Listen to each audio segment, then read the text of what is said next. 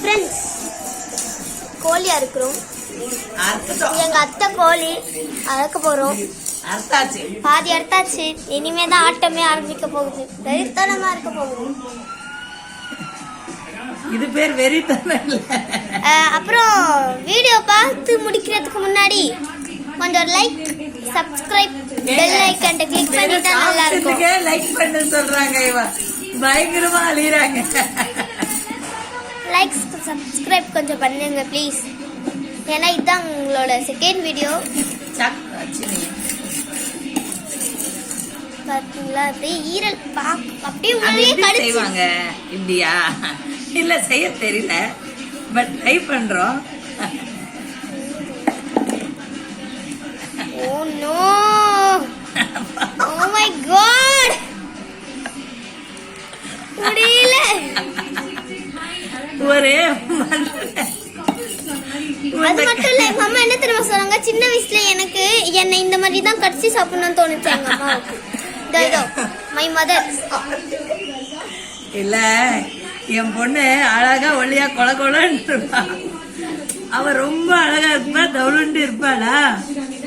இப்பதான் கொஞ்சம் ஆளு ஒரு மாதிரி ஆயிட்டா. அவ பிறக்கும்போது ரொம்ப அழகா இருந்தா. ஆனா அவளை பார்த்த உடனே அவங்களுக்கு ஒண்ணு தோணும் இல்லையா? எனக்கு தோணுது வந்து என் குழந்தை வந்து என் பொண்ணு வந்து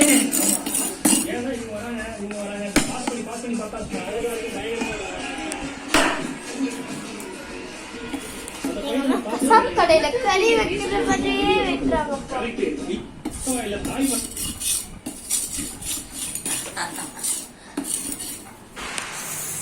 ஒன்னும் ஆனா இன்னைக்கு ஒரு புடி பிடிச்சிடலாம். இவன் என்ன தெரியுமா சொன்னா, ஐயோ நான் சாப்பிட மாட்டேன். நான் சொன்னேன் எல்லாம் முதல்ல அப்படிதான் இருக்கும், சமைச்ச உடனே சரியாயிடும்டி அப்படின்னு. எங்க பெரியம்மா இருக்காங்க இல்லையா, அவங்க நிறைய கோழி வளர்ப்பாங்க. நச்சுக்கலாம் எனக்கு ஒரு தூர் சார், நிறைய கோழி வளர்ப்பாங்க அவங்க.